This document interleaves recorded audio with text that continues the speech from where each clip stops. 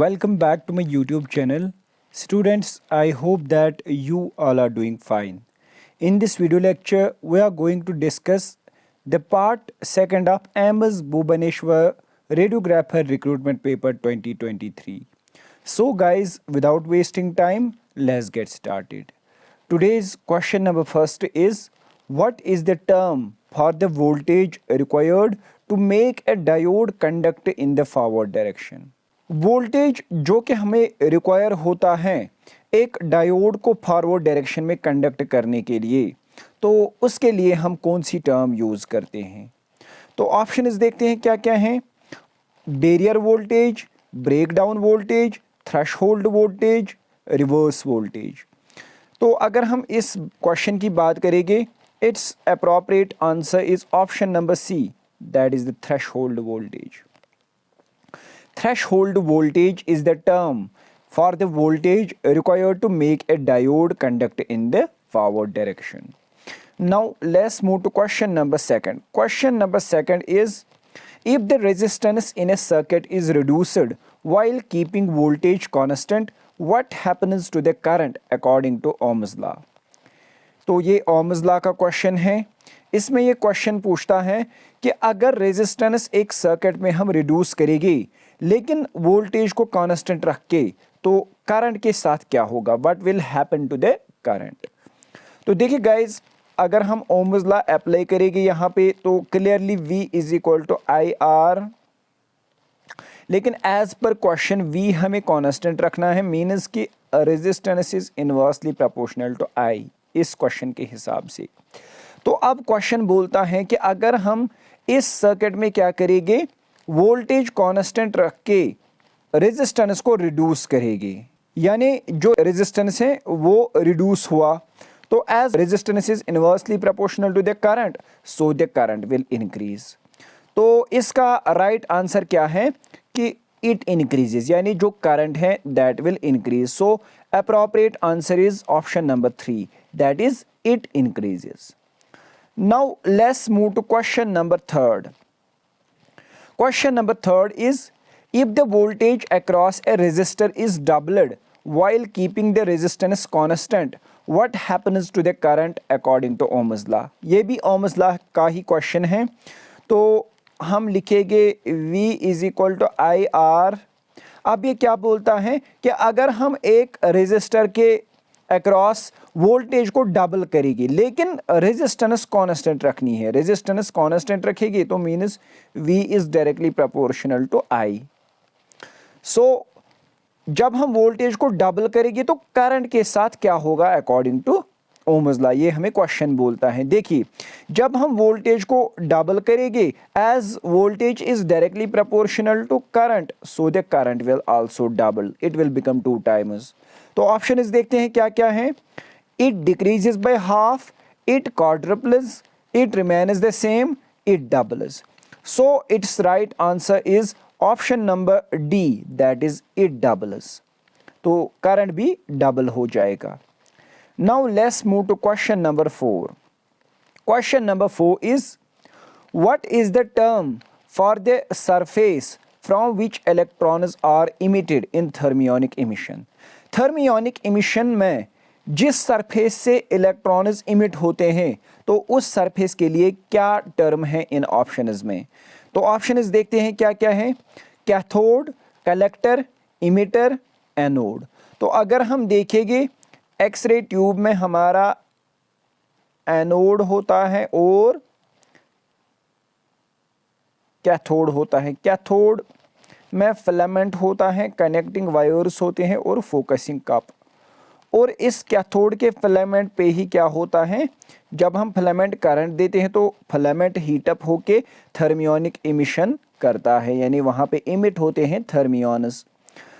तो मीन्स कि जो थर्मियोनिक इमिशन होता है जिसमें इलेक्ट्रॉन्स इमिट होते हैं, तो उसके लिए क्या टर्म है जिस सरफेस से इलेक्ट्रॉन्स इमिट होते हैं? Clearly it is the cathode, it is the cathode. So it is correct answer is option number A. Now let's move to question number 5. Question number 5 क्या है? What does Ohm's law describe in physics in physics जो Ohm's law है वो क्या describe करता है। तो अगर आपको याद होगा अभी इस क्वेश्चन से पहले मैंने आपको दो क्वेश्चंस करवाए ओम्स लॉ के रिलेटेड। अगर हम ओम्स लॉ की रिलेशन देखेंगे तो that is V is equal to IR। तो मीन्स कि ओम्स लॉ में हमें रिलेशन मिलती हैं किस किस के दरमियान, वोल्टेज करंट और रेजिस्टेंस के दरमियान, वोल्टेज करंट और रेजिस्टेंस के दरमियान। तो ऑप्शंस देखते हैं क्या क्या हैं। Relationship between voltage current and resistance in electrical circuits, speed of light in a vacuum, relationship between mass and acceleration, behavior of gases at low temperatures. Clearly its right answer is option number A. ये है इसका appropriate answer. Now let's move to question number 6. Question number 6 क्या है? Which effect causes thermionic emission? कौन सा effect thermionic emission करवाता है? Options देखते हैं क्या क्या है। Compton effect, photoelectric effect, Zeeman effect, Richardson Dushman effect. तो अगर आपने ये पढ़ा होगा thermionic emission is also called as Richardson Dushman effect. Basically जो थर्मियोनिक इमिशन है it was discovered independently by 3 scientists, 3 physicists. एक का नाम क्या था, एक अमेरिकन फिजिसिस्ट था जिसका नाम था ओवन रिचर्डसन, और 2 ऐसे फिजिसिस्ट थे जो कि सोवियत यूनियन से। एक का नाम था ईगर टैम एंड दूसरे का नाम था ईला फ्रैंक। तो इनके साथ एक रिसर्चर भी था जिसका नाम था डशमैन, DUSHMAN, डशमैन। तो that is why this effect is also called as Richardson Dushman effect. तो ये आप याद रखना आज कि जो थर्मियोनिक इमिशन है असल में उसका कॉज क्या है, Richardson Dushman effect. Now let's move to question number 7. Question number 7 is which material is commonly used for cathodes in thermionic emission devices. यानी ऐसे डिवाइसेस जिनमें थर्मियोनिक इमिशन होता है उनमें कैथोड का मटेरियल कॉमनली कौन सा यूज होता है। ऑप्शंस देखते हैं क्या क्या है। टंगस्टन, गिलास, एल्यूमिनियम, कॉपर। तो clearly it is option number A, that is the tungsten. ठीक है। Now let's move to question number 8. Question number 8 is what happens to the resistance when the length of a wire in a current is increased assuming all the factors remain constant। बाकी सारे factors हमें constant रखने हैं। तो अगर हम क्या करेंगे, अगर हम length of a wire increase करेंगे तो आप बताइए कि रेजिस्टेंस के साथ क्या होगा। तो ऑप्शंस देखते हैं क्या क्या है। Resistance increases, resistance decreases, resistance remains the same, resistance becomes zero. देखिए यहाँ पे इसने एक वायर की बात की। लेट अस सपोज ये एक वायर है जिसकी लेंथ L है, जिसका क्रॉस सेक्शन A है, तो जो रेजिस्टेंस होता है, resistance will be equal to rho यानी रेजिस्टिविटी इनटू L/A। तो अब इसने क्वेश्चन ने बोला है कि बाकी सारे फैक्टर्स को कांस्टेंट रखना है, यानी रो A ये कांस्टेंट है वायर की। तो मीन्स कि जो R है this R it is directly proportional to L। तो इसका मतलब है कि जब हम लेंथ को इंक्रीज करेंगे तो resistance also increases. So its appropriate answer is option number A. Now let's move to question number 9. Which effect is responsible for the generation of X-rays in X-ray tubes through thermionic emission? Thermionic emission के through x ray tubes में X-rays की generation के लिए कौन सा effect responsible है? तो options देखते हैं क्या क्या हैं। Bremsstrahlung effect, Zeeman effect, Edison effect, Compton effect. तो अगर आप देखेंगे मैंने ही पढ़ाया है अपने लेक्चर्स में कि जो प्रोडक्शन ऑफ एक्सरेज होता है, जेनरेशन ऑफ एक्सरेज होता है, that takes place through two processes, two effects. एक को हम बोलते हैं कैरेक्टरिस्टिक इफेक्ट या कैरेक्टरिस्टिक रेडिएशन, दूसरा है ब्रेमस्ट्रेलिंग रेडिएशन या ब्रेमस्ट्रेलिंग इफेक्ट। सो इसका जो अप्रोप्रिएट आंसर है that is option number A, bremsstrahlung effect. Now let's move to question number 10. Question number 10 is which diode type is known for its low forward voltage drop and fast switching characteristics। यानी ऐसा कौन सा diode type है जो कि जाना जाता है उसके लो फॉरवर्ड वोल्टेज ड्रॉप के लिए, यानी जो फॉरवर्ड वोल्टेज ड्रॉप है that is low for this diode and इसके फास्ट स्विचिंग कैरेक्टरिस्टिक्स होते हैं। तो ऑप्शन इस देखते हैं क्या क्या है, Schottky diode, light emitting diode, tunnel diode, Zener diode.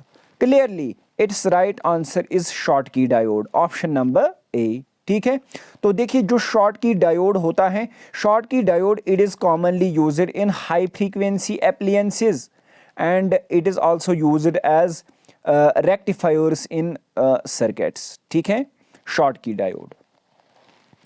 Now let's move to question number 11. Question number 11 is which radiographic technique is specifically used to visualize the blood vessels of the heart by injecting a contrast material। ऐसी कौन सी radiographic technique है जो कि हम specially use करते हैं ताकि हम हार्ट में ब्लड वेसल्स की विजुअलाइजेशन करेंगे, कैसे, by the injection of contrast material.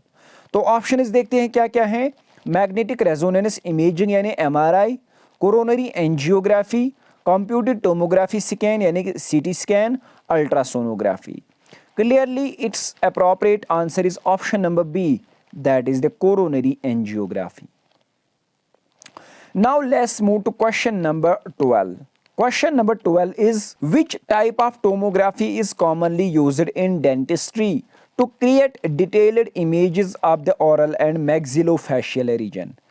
ऐसी कौन सी टोमोग्राफी का टाइप है जो कि हम कॉमनली यूज़ करते हैं डेंटिस्ट्री में ताकि हम ओरल एंड मैक्सिलोफेशियल रीजन की डिटेल्ड इमेजेस को क्रिएट कर पाते हैं। ठीक है, तो ऑप्शन इस देखते हैं क्या क्या है, फ्लोरोस्कोपी, मैग्नेटिक रेजोनेंस इमेजिंग, कोन बीम कंप्यूटेड टोमोग्राफी यानी CBCT, पॉजिट्रॉन एमिशन टोमोग्राफी यानी PET।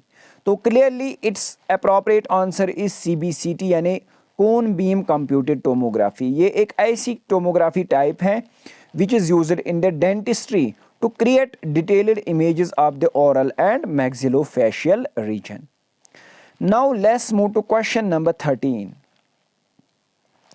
Question number 13 is what are the growth plates in long bones called which play a crucial role in age estimation through radiography।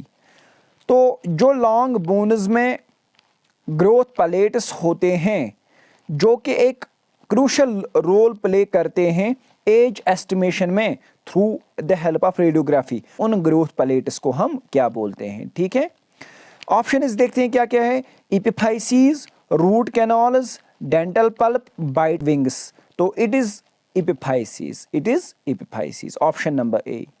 Now let's move to question number 14. Question number 14 is what is the term for the image receptor used in digital dental radiography replacing traditional film। ऐसी कौन सी term हम use करते हैं image receptor के लिए जो कि हम डिजिटल डेंटल रेडियोग्राफी में यूज करते हैं और जिसने ट्रेडिशनल फिल्म को रिप्लेस किया। Very important question. तो ऑप्शन देखते हैं क्या क्या है, lead apron, photo stimulable phosphor pellet, PSP pellet, developer solution, X-ray tube. Clearly it is option number B, that is photo stimulable phosphor pellet यानी PSP pellet, option number B. Now let's move to question number 15. Question number 15 is what does the term occlusal refer to in dental radiography. Dental radiography में occlusal term से क्या आप refer करते हो, यानी occlusal term से आपको क्या समझ आता है, biting surface of the teeth, the lower jaw, the occlusion of teeth, the oral cavity. Clearly occlusal in dental radiography refers to the biting surface of the teeth, ये याद रखना, biting surface of the teeth. Now let's move to question number 16. Question number 16 is, in venography, what is the contrast agent typically used to enhance the visibility of veins and blood vessels? Venography में हम typically कौन सा contrast agent use करते हैं ताकि हम veins और blood vessels की एनहांसमेंट करते हैं, यानी उनकी विजिबिलिटी को हम एनहांस करते हैं। तो ऑप्शन देखते हैं क्या क्या है, barium sulphate, radio active isotopes, gadolinium, iodine based contrast media. Clearly it's appropriate answer is option number D, that is iodine based contrast media. Now let's move to question number 17. Question number 17 is, what is the term for the specific area of forensic anthropology that focuses on estimating an individual's age based on skeletal remains? Very important question guys. यहाँ पे आप एक काम करना, forensic, मुझे लगता है यहाँ पे जो forensic word है ये कट ऑफ करना आप, ये नहीं है तो आप ऐसे पढ़ लेना क्वेश्चन को कि what is the term for the specialised area of anthropology that focuses on estimating an individual's age based on skeletal remains. Anthropology की एक स्पेशलाइज्ड एरिया है जो कि फोकस करता है इंडिविजुअल्स एज को एस्टिमेट करने के लिए, लेकिन based on the skeletal remains. Options देखते हैं क्या क्या है, skeletal biology, forensic anthropology, osteoarchaeology, forensic odontology. Its right answer is option number B, that is forensic anthropology.